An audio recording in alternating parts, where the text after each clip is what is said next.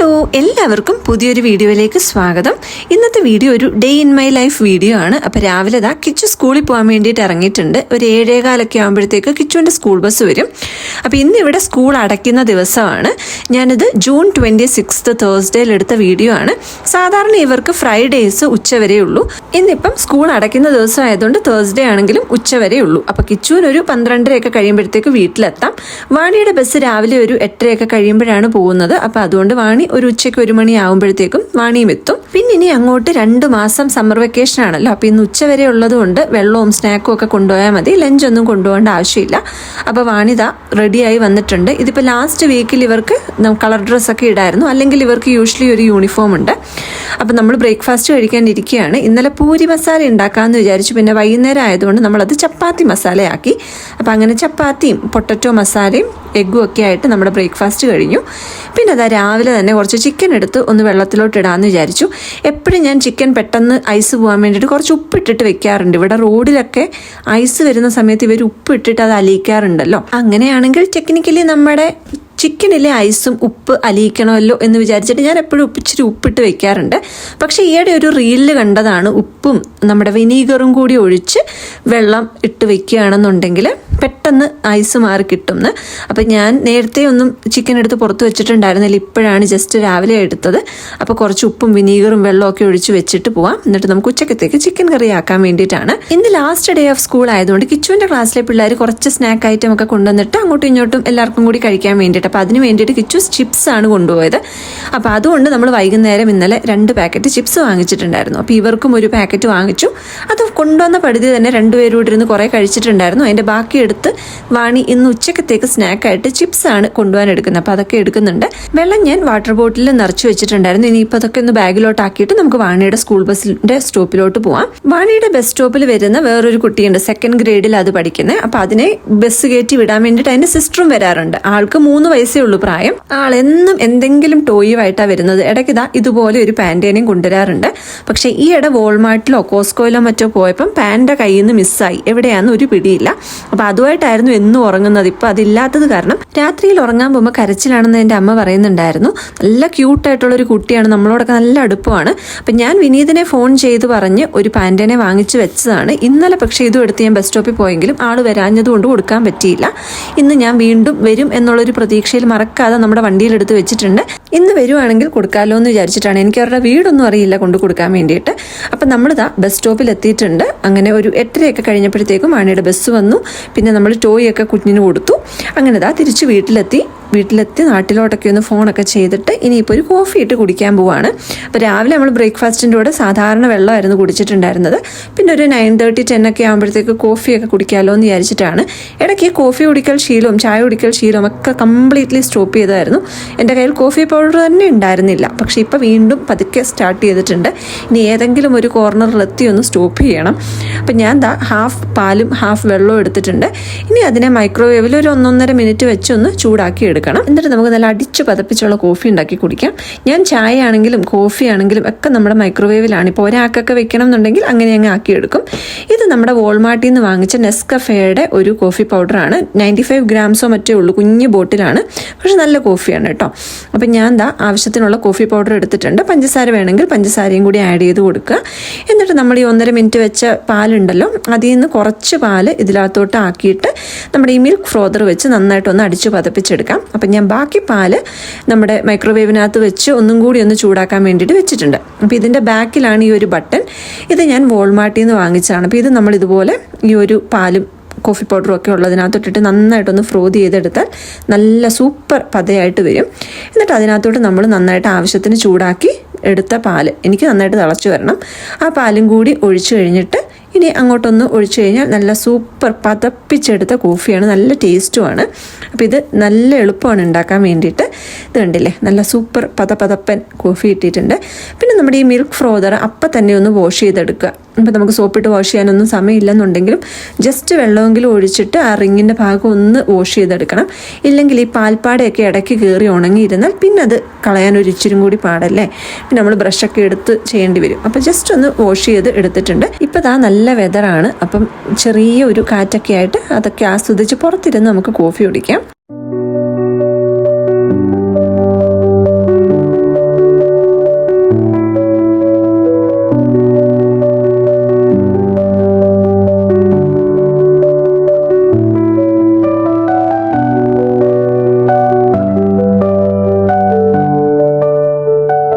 എനിക്ക് ഈയിടെ വന്നൊരു കമൻറ്റാണ്, നമ്മൾ ഒരുപാട് ഫുൾ വീഡിയോ സംസാരിക്കുന്നതിന് പകരം ഇടയ്ക്ക് ഇതുപോലെ ലൈറ്റായിട്ട് മ്യൂസിക്കൊക്കെ ആഡ് ചെയ്ത് കൊടുക്കാനായിട്ട്.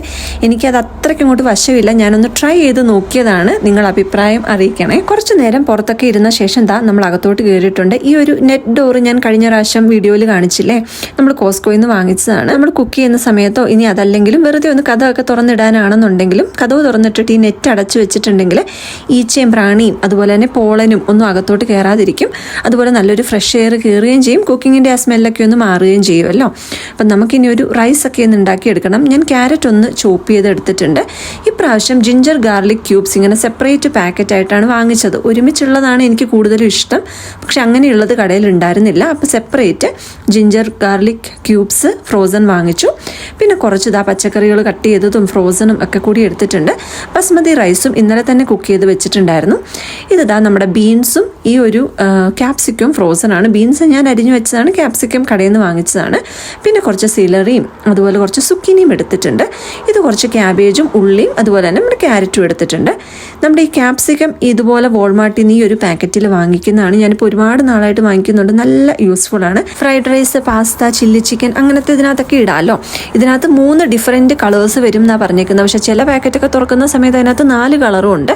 പിന്നെ ഇതുപോലെ നീളത്തിലാണ് കട്ട് ചെയ്തതെന്നൊക്കെ കാണിച്ചെങ്കിലും ഇങ്ങനെ ഒടിഞ്ഞ് ചെറിയ പീസസ് ആയിട്ടൊക്കെയാണ് ഇരിക്കുന്നത്. അപ്പോൾ ഇത് സീൽ ചെയ്യാൻ പറ്റാത്ത പാക്കറ്റ് ആയതുകൊണ്ട് ആവശ്യം കഴിയുമ്പോൾ ഞാൻ അതുപോലെ റോൾ ചെയ്തിട്ട് ഒരു ഇലാസ്റ്റിക് ബാൻഡ് ഇട്ടിട്ട് വെക്കുക ചെയ്യുന്നത്. ഇനി നമുക്ക് ഓരോന്നായിട്ട് വഴറ്റിയെടുക്കാം. ഉള്ളി വഴറ്റിയെടുക്കുന്നുണ്ട്. പിന്നെ ഇതാണ് നേരത്തെ കാണിച്ച ജിഞ്ചർ ഗാർലിക് ക്യൂബ്സ്. അപ്പോൾ ഉള്ളി വഴറ്റി കഴിയുമ്പോൾ ഇതൊന്ന് ഇട്ട് കൊടുക്കുക. എന്നിട്ട് നമുക്ക് ഓരോ പച്ചക്കറിയുടെ വേവ് അനുസരിച്ചിട്ട് ഓരോ സമയത്ത് ഓരോന്നായിട്ട് ആഡ് ചെയ്ത് എല്ലാം ഒന്ന് നന്നായിട്ട് വഴറ്റിയെടുത്ത് നമ്മുടെ റൈസും ഇട്ട് കൊടുക്കാം. ഇതിനകത്ത് വേറെ ഒരു സാധനങ്ങളും ഞാൻ ആഡ് ചെയ്യുന്നില്ല. ഉപ്പും ജിഞ്ചർ ഗാർലിക് പേസ്റ്റും കുറച്ച് കുരുമുളക് പൊടി വേണമെങ്കിൽ ആഡ് ചെയ്ത് കൊടുക്കാം. പിന്നെ ഈ പച്ചക്കറിയുടെ ഫ്ലേവറും കൊണ്ട് നല്ലൊരു ടേസ്റ്റിൽ തന്നെ വന്നോളും. ബസ്മതി റൈസ് നമ്മൾ തലേന്ന് തന്നെ കുക്ക് ചെയ്തൊന്ന് ഫ്രിഡ്ജിൽ വെച്ചിട്ടുണ്ടെങ്കിൽ ഇതുപോലെ റൈസ് ആക്കാൻ നല്ല എളുപ്പവുമാണ്. പിന്നെ പെട്ടെന്ന് ഉടഞ്ഞു പോകത്തുമില്ല. പിന്നെ റൈസ് ചേർക്കുമ്പോൾ എപ്പോഴും നമ്മൾ അതിൻ്റെ ഫ്ലേവർ പോവാണ്ട് വേണം. ഒരുപാട് റൈസ് ആദ്യമേ ചേർക്കരുത്. കുറച്ചായിട്ട് ചേർത്ത് ആ ഫ്ലേവർ ഒന്ന് കറക്റ്റാക്കി ബാലൻസ് ചെയ്ത് മിക്സ് ചെയ്തെടുത്തിട്ടുണ്ട്.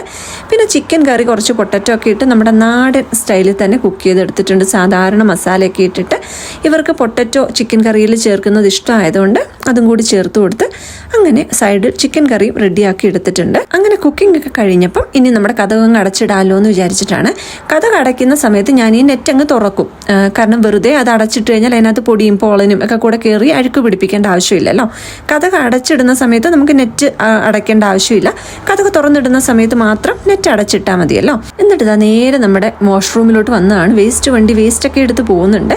തലയിൽ നന്നായിട്ട് എണ്ണയൊക്കെ മസാജ് ചെയ്തൊന്ന് കുളിക്കാമെന്ന് വിചാരിച്ചിട്ടാണ്. അപ്പം ഞാനിത് സ്വന്തമായിട്ട് നമ്മുടെ വീട്ടിൽ തന്നെ കാച്ചിയെടുക്കുന്ന എണ്ണയാണ്. ഇപ്പോൾ കുറേ നാളായിട്ട് തന്നെ കാച്ചുമ്പോൾ നമുക്കൊരു കോൺഫിഡൻസ് ഒക്കെ വരും.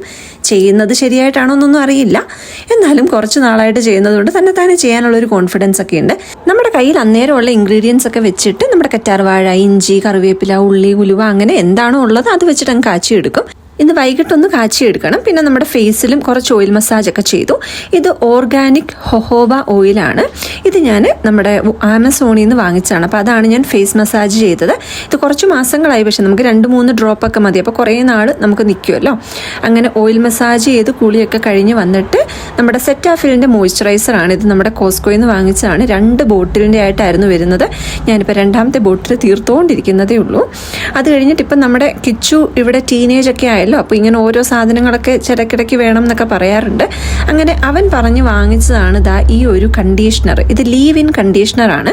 അപ്പം ഞാൻ നമ്മുടെ കുളിയൊക്കെ കഴിഞ്ഞപ്പം ഷാമ്പുവും കണ്ടീഷണറും ഒക്കെ ഇട്ടിട്ടാണ് മുടി വാഷ് ചെയ്തിട്ടുണ്ടായിരുന്നത്. അത് കഴിഞ്ഞിട്ട് നമ്മൾ തലയൊക്കെ തോർത്തി കഴിഞ്ഞാൽ വെറ്റ് ഹെയറിൽ തന്നെ, സ്കാൽപ്പിൽ വേണ്ട, നമ്മുടെ താഴോട്ടുള്ള മുടിയിൽ മാത്രം ഈ ലീവ് ഇൻ കണ്ടീഷണർ ഒന്ന് പുരട്ടി കൊടുക്കുക. അപ്പം മുടി കുറച്ചുകൂടി ഒന്ന് പറന്ന് കിടക്കാതെ ഒതുങ്ങിക്കിടക്കും. ഇച്ചിരി കൂടി മുടി ഒന്ന് സ്മൂത്ത് ആകും. പിന്നെ ഞാനിത് പുരട്ടുന്നതിൻ്റെ മെയിൻ ഉദ്ദേശം ഇതിന് നല്ല ഒരു സ്മെല്ലുണ്ട്. എൻ്റെ മുടിക്ക് പണ്ട് തൊട്ടേ വലിയ ഉള്ളുമില്ല, കോലൻ മുടിയുമാണ്. അപ്പോൾ ഇതൊക്കെ എന്തൊക്കെ പുരട്ടിയാലും കുറേയൊക്കെ നമ്മുടെ പാരമ്പര്യമാണ്. പിന്നെ സ്ട്രെസ്സ്, വെള്ളം, അതുപോലെ തന്നെ നമ്മൾ തലയിൽ പുരട്ടുന്ന പ്രോഡക്ട്സ് ഇതെല്ലാം നമ്മുടെ മുടിയുടെ ഹെൽത്തിനെ ആണെങ്കിലും മുടി കൊഴിച്ചിലിനെ ആണെങ്കിലും ഒക്കെ അഫക്റ്റ് ചെയ്യുമല്ലോ. എൻ്റെ തലയിലില്ലെങ്കിലും തറയിൽ നിറയെ മുടിയാണ്. അപ്പോൾ ഇതാണ് ഞാൻ അപ്ലൈ ചെയ്ത് കൊടുത്ത കണ്ടീഷണർ. ഇത് ലീവ് ഇൻ കണ്ടീഷണർ. അപ്പോൾ ഇത് പുരട്ടി കഴിഞ്ഞാൽ നമുക്ക് വാഷ് ചെയ്യേണ്ട ആവശ്യമില്ല. കുളി കഴിഞ്ഞിട്ടുള്ള വെറ്റ് ഹെയറിൽ അപ്ലൈ ചെയ്യുക, സ്കാൽപ്പിലൊന്നും അപ്ലൈ കളയേണ്ട ആവശ്യമില്ല. അത് ഞാൻ ആമസോണിൽ നിന്ന് വാങ്ങിച്ചതാണ്. അങ്ങനെ കുളിയൊക്കെ കഴിഞ്ഞതാ താഴെ എത്തിയിട്ടുണ്ട്. ഇനി ഒരു 12:45 മുന്നേ ആയിട്ട് കിച്ചു എത്തും. പിന്നെ 1 മണിയൊക്കെ ആകുമ്പോഴത്തേക്ക് നമുക്ക് ബസ് സ്റ്റോപ്പിൽ പോയി വാണീനെയും വിളിച്ചുകൊണ്ട് വരണം. അപ്പോൾ ദാ കിച്ചു എത്തിയിട്ടുണ്ട്. അപ്പോൾ ഇനിയിപ്പോൾ 2 മാസം സമ്മർ വെക്കേഷനാണ്. സമ്മറൊക്കെ ആവുന്ന സമയത്ത് ഇനിയിപ്പോൾ പാർക്കിലൊക്കെ പോയി കളിക്കും. അതല്ലെങ്കിൽ തന്നെ ദിവസവും സ്കൂളിൻ്റെ ഗ്രൗണ്ടിലൊക്കെ പോയി കളിയും കാര്യങ്ങളും ഒക്കെ ഉണ്ട്. വിൻ്റർ അങ്ങോട്ട് കഴിയുമ്പോഴത്തേക്ക് പിന്നെ അത് അങ്ങോട്ട് എൻജോയ് ചെയ്ത് തുടങ്ങുമല്ലോ. കിച്ചുവിൻ്റെ സ്കൂളിൽ എല്ലാ വർഷവും ആ ഒരു വർഷത്തെ പെർഫോമൻസിനകത്തുനിന്ന് സെലക്ട് ചെയ്യുന്ന കുട്ടികൾക്ക് പ്രൈഡ് അവാർഡ് കൊടുക്കാറുണ്ട്. അത് കഴിഞ്ഞ ആഴ്ചയായിരുന്നു. ആ ഒരു ദിവസം ഞാനൊരു വീഡിയോ ഒക്കെ എടുത്തിടണമെന്ന് വിചാരിച്ചതാണ്, പക്ഷേ പറ്റിയില്ല. അപ്പം ഞാൻ ആ ഒരു ചെറിയ ക്ലിപ്പ് ഈ ഒരു വീഡിയോയുടെ കൂടെ ആഡ് ചെയ്യാം. പ്രൈഡ് അവാർഡ് എന്ന് പറയുന്നത് 5 കാറ്റഗറിയിൽ ഏറ്റവും ബെസ്റ്റ് ആയിട്ടുള്ള ആൾക്കാരെ ആ ഒരു വർഷത്തെ പെർഫോമൻസ് അനുസരിച്ച് ചൂസ് ചെയ്തിട്ട് ഒരു അവാർഡ് കൊടുക്കുന്നതാണ്. അപ്പോൾ അതവർ അവരുടെ ജിമ്മിൽ ഒരു ഹാളിൽ വിളിച്ചിട്ട് പിള്ളേരും ടീച്ചേഴ്സും ഒക്കെ ആയിട്ട് സ്റ്റേജിൽ വിളിച്ച് നമ്മൾ പേരൻസിനെ ഇൻവൈറ്റ് ചെയ്തിട്ടുണ്ടായിരുന്നു. എന്നിട്ടൊരു മെഡലൊക്കെ കൊടുക്കുകയാണ് ചെയ്യുന്നത്. Personal responsibility, respect, integrity, determination, excellence. അതിനകത്ത് കിച്ചുവിന് റെസ്പെക്റ്റിനാണ് കിട്ടിയത്.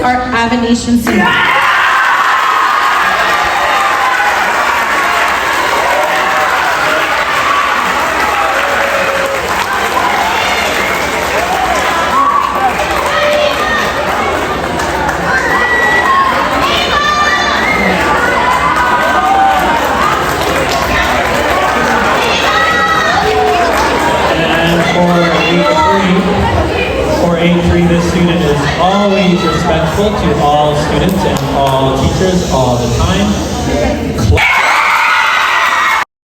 അങ്ങനെ 1 മണി കഴിഞ്ഞപ്പോഴത്തേക്കും ഞാൻ വാണീനെയും സ്കൂളിൽ നിന്ന് വിളിച്ചുകൊണ്ട് വന്നിട്ടുണ്ട്. അപ്പോൾ വാണിക്ക് എല്ലാ വർഷവും സ്കൂൾ അടയ്ക്കുമ്പോഴത്തേക്ക് കുറേ സാധനങ്ങൾ സ്കൂളിൽ നിന്ന് കൊണ്ടുവരാനുണ്ടാവും. കൊച്ചു കുട്ടികളൊക്കെ ആകുമ്പോൾ ഒരുപാട് ബുക്കും നോട്ട്ബുക്കും ടെക്സ്റ്റ് ബുക്കും ഒന്നും അങ്ങോട്ടും ഇങ്ങോട്ടും കൊണ്ടു നടക്കാനുണ്ടാവില്ല. ഇവരെല്ലാവർക്കും മോസ്റ്റ്ലി ക്ലാസ്സിലായിരിക്കും ചെയ്യുന്നുണ്ടാവുക. കിച്ചു കുറച്ചുകൂടെ വലിയ ക്ലാസ് ആയതുകൊണ്ട് പിന്നെ അതൊക്കെ ഒരു ഫയലായിട്ട് സൂക്ഷിക്കണം. അത് വീട്ടിലും കൊണ്ടുവരാറുണ്ട്. വാണിയുടേത് മെജോറിറ്റി സ്കൂളിൽ തന്നെ വെക്കും. സ്കൂൾ എൻഡ് ആകുമ്പോഴത്തേക്ക് ഇതെല്ലാം കൂടെ നമ്മുടെ വീട്ടിലോട്ട് കൊടുത്തു വിടുകയും ചെയ്യും. അത് ക്ലാസ്സിൽ ചെയ്ത വർക്കുകൾ ഉണ്ടാവും, ആർട്ട് വർക്ക് ഉണ്ടാവും, ഇവർ ക്ലാസ്സിൽ യൂസ് ചെയ്ത പെൻസിൽ, പേന, കളർ പെൻസിൽസ്, അങ്ങനെ എല്ലാ സാധനങ്ങളും ഉണ്ടാവും. ഇപ്രാവശ്യം വാണിയെ സ്റ്റുഡൻറ് അഡ്വൈസറി ആയിട്ട് തിരഞ്ഞെടുത്തിട്ടുണ്ടായിരുന്നു. അപ്പോൾ ഏതെങ്കിലും ഒരു സബ്ജക്റ്റിനെ കുറിച്ച് പ്രിൻസിപ്പളും വൈസ് പ്രിൻസിപ്പളും ഒക്കെ ചോദിക്കുന്ന ക്വസ്റ്റ്യൻസും നമ്മുടെ കൺസേൺസും ഒക്കെ പ്രിൻസിപ്പളിനോട് പറയാൻ വേണ്ടിയിട്ട് അങ്ങനെ സ്റ്റുഡൻറ് അഡ്വൈസറി ആയിട്ട് പിക്ക് ചെയ്തതിൻ്റെ പേപ്പേഴ്സും, പിന്നെ ഇന്ന് സ്കൂൾ അടക്കിയായിരുന്നല്ലോ, അപ്പോൾ അതുകൊണ്ട് ടീച്ചേഴ്സ് കൊടുത്ത കുറച്ച് ഗിഫ്റ്റ്, അത് കുറേ കാർഡ്സും ബാൻഡും അതുപോലെ ലെഡ് പെൻസിലും ഒക്കെ ആയിട്ട് കുറേ ഐറ്റംസ് ഒക്കെ ഇന്ന് കൊണ്ടുവന്നിട്ടുണ്ട്. അതൊക്കെ ഒന്ന് കാണിച്ചു.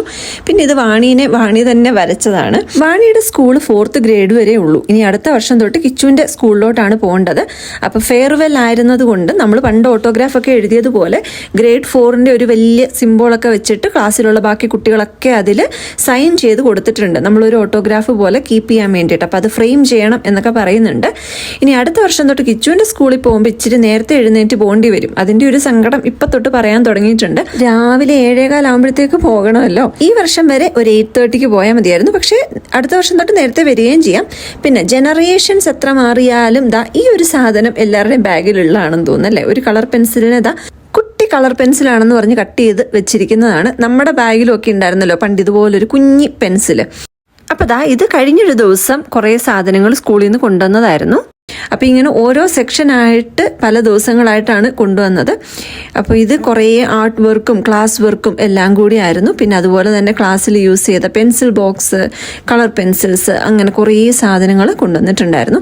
പിന്നെ കിച്ചു ആണെങ്കിലും വാണിയാണെങ്കിലും സ്കൂളിൽ നിന്ന് വന്നാൽ അപ്പം തന്നെ നമ്മുടെ ലഞ്ച് ബാഗ് എല്ലാം മാറ്റി ലഞ്ച് ബോക്സ് എല്ലാം സിംഗിളാക്കും. ലഞ്ച് ബാഗ് കൊണ്ട് പാൻട്രിയിലും വെക്കാറുണ്ട്. ചെറിയ പ്രായം തൊട്ട് നമ്മൾ കുട്ടികളെ അങ്ങനെ ശീലിപ്പിക്കുകയാണെങ്കിൽ അവരത് ഓട്ടോമാറ്റിക്കായിട്ട് വീട്ടിൽ വരുമ്പോൾ തന്നെ കറക്റ്റായിട്ട് ചെയ്തോളും. അപ്പോൾ കിച്ചു വാണിയും എപ്പോഴും ഈ ലഞ്ച് ബാഗൊക്കെ ഒന്ന് എംറ്റി ചെയ്തിട്ട് നമ്മുടെ സ്കൂൾ ബാഗ് ആണെങ്കിലും മുകളിൽ അവരുടെ റൂമിൽ കൊണ്ട് വെക്കാറുണ്ട്. ഇവിടെ കുഞ്ഞു ക്ലാസ്സിലൊന്നും വലിയ പഠിത്തവും കാര്യങ്ങളും ഒന്നുമില്ല. ഇവരുടെ സ്കൂളിൽ യൂണിഫോം ഉണ്ട്. അതുപോലെ ഇവർക്ക് ഹോംവർക്ക് കൊടുക്കാറുണ്ട്. അത് മൺഡേ ഹോംവർക്ക് ടീച്ചേഴ്സ് കൊടുത്തു കഴിഞ്ഞാൽ നമ്മളൊരു തേഴ്സ്ഡേ ഫ്രൈഡേ ഒക്കെ ആകുമ്പം ഓൺലൈൻ അങ്ങ് സബ്മിറ്റ് ചെയ്യുക ചെയ്യുന്നത്.